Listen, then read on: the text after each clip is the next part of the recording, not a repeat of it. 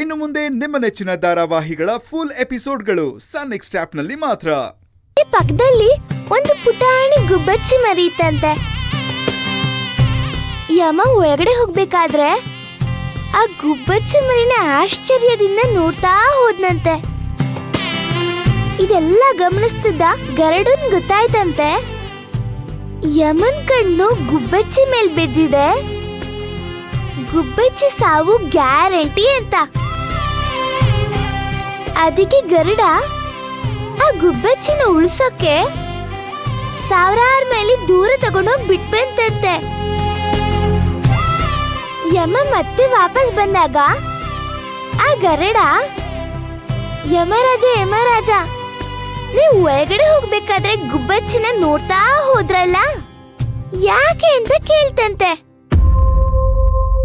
ಅದಕ್ಕೆ ಆ ಯಮರಾಜ, ಅಲ್ಲ ಆ ಪುಟ್ಟ ಪಕ್ಷಿ ಇಲ್ಲಿತ್ತು,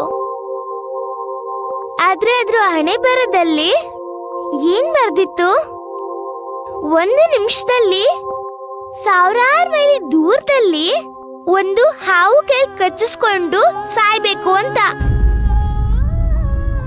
ಇಷ್ಟು ಪುಟ್ಟ ಪಕ್ಷಿ 1 ನಿಮಿಷದಲ್ಲಿ ಸಾವಿರಾರು ಮೈಲಿ ಹೇಗ್ ಹೋಗುತ್ತೆ ಅಂತ ಯೋಚನೆ ಮಾಡ್ಕೊಂಡು ಒಳಗ್ ಹೋದೆ ಅಂತ ಹೇಳಿದಂತೆ. ಅದಕ್ಕೆ ಆ ಗರುಡ, ನಿಮ್ಮಿಂದ ತಪ್ಸಕ್ಕೆ ನಾನೇ ತಗೊಂಡು ಹೋಗ್ಬಿಟ್ಟೆ ಅಂತ ಹೇಳಿದಂತೆ. ಅದಕ್ಕೆ ಯಮರಾಜ, ಕರ್ಮನ ಯಾರಿಂದನೂ ತಪ್ಸಕ್ ಆಗಲ್ಲ ಅಂತ ಹೇಳಿ ಹೋದ್ನಂತೆ. ಭೈರವಿ, ನೀನು ಆ ಡಾಕ್ಟರ್ ಜೊತೆ ಸೇರಿ ಪೂರ್ತಿ ಬದಲಾಗ್ಬಿಟ್ಟಿದ್ಯಾ. ನೋಡು, ಎಂತೆಂತ ಸ್ಟೋರೀಸ್ ಹೇಳ್ತಾ ಇದ್ಯಾ. ಏನ್ ಮಾಡೋದು, ಅದರಿಂದ ಏನು ಉಪಯೋಗನೇ ಇಲ್ವಲ್ಲ.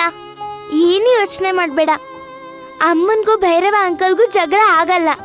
ಬಿ ಹ್ಯಾಪಿ, ಓಕೆನಾ? ಸರಿ, ನಾನೇನ್ ಬರ್ಲಾ?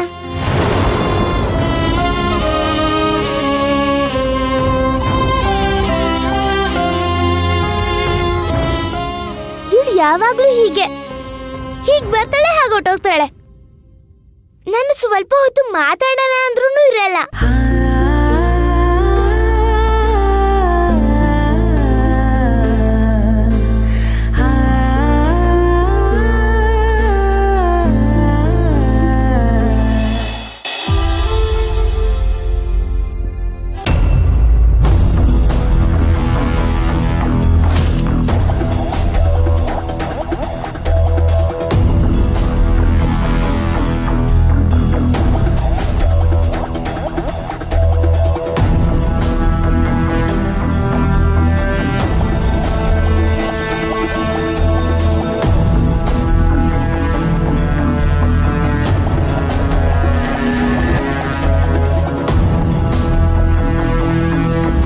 ಎಷ್ಟೋ ದಿನ ಆದಮೇಲೆ ಇವತ್ತು ಆಫೀಸಿಗೆ ಬಂದಿದ್ರಲ್ಲ ಸರ್. ನನಗೆ ಈ ಆಫೀಸಿಗೆ ಬರೋ ಅವಶ್ಯಕತೆ ಇಲ್ವಲ್ಲ ಭೈರವ.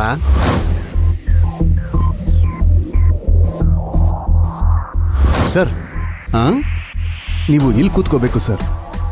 ಅದು ಮಾತ್ರ ಸಾಧ್ಯ ಇಲ್ಲ ಭೈರವ. ಈ ಆಫೀಸ್ಗೆ ನೀನೇ ಬಾಸ್.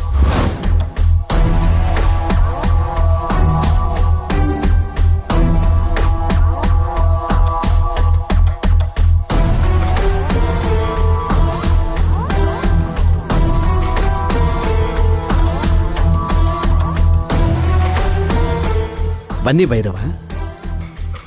ಬಸ್ ಟ್ರಾನ್ಸ್ಪೋರ್ಟ್ ಕಂಪ್ನಿ ಶುರು ಮಾಡೋದ್ರ ಬಗ್ಗೆ ಏನು ಯೋಚನೆ ಮಾಡಿದ್ರಿ?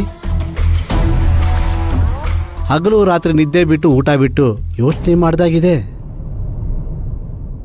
ಕಣ್ಣು ಸುತ್ತಲೂ ಕಪ್ಪಾಗಿದೆ, ಮುಖ ಇಳಿದೋಗಿದೆ. ಬಸ್ ಟ್ರಾನ್ಸ್ಪೋರ್ಟ್ ಬಿಸ್ನೆಸ್ನ ಸ್ಟಾರ್ಟ್ ಮಾಡೋ ವಿಷಯದಲ್ಲಿ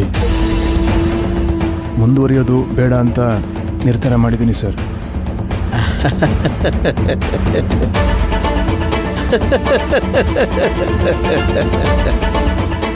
ಇದಕ್ಕೆ ಹೇಳೋದು ಓನರ್ರೇ, ಕೂಲಿಯವರು ಎಂತ.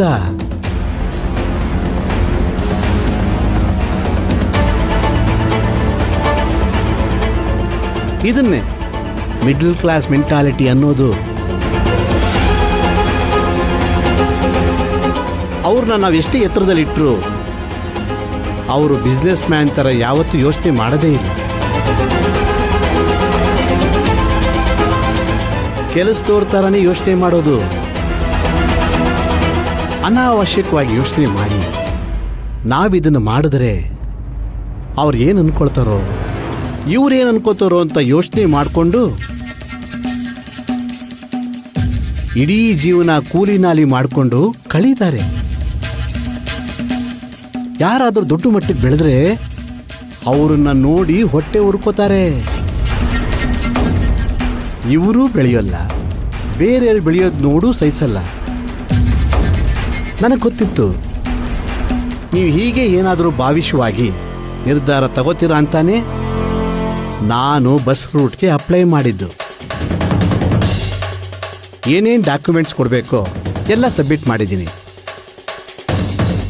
ಯಾರ್ಯಾರಿಗೆ ಏನೇನು ಫಾರ್ಮಾಲಿಟೀಸ್ ಮಾಡಬೇಕೋ ಎಲ್ಲ ಮುಗಿಸಿದ್ದೀನಿ.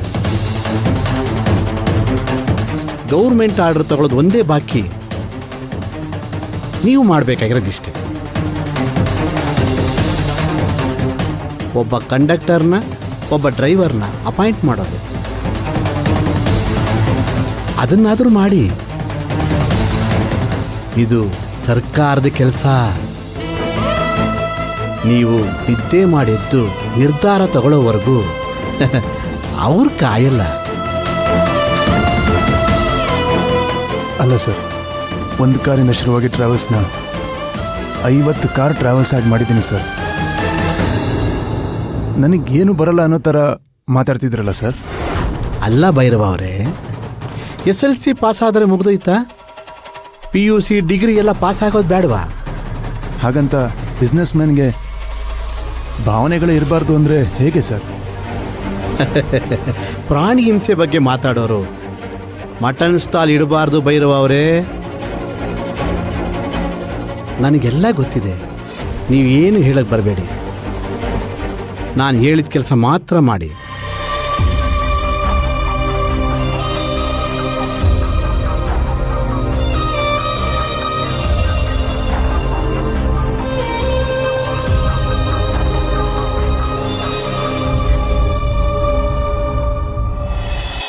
ಹಲೋ ಶಿವಕುಮಾರ್ ಅವ್ರೆ, ಏನ್ ಹೇಳಿ? ಏನೋ ಮಾತಾಡ್ಬೇಕು ಅಂತ ಹೇಳಿದ್ರಲ್ವಾ? ಓ ಹೌದಾ, ರೀಚ್ ಆದ್ರಾ? ಓಕೆ ಓಕೆ ಬನ್ನಿ.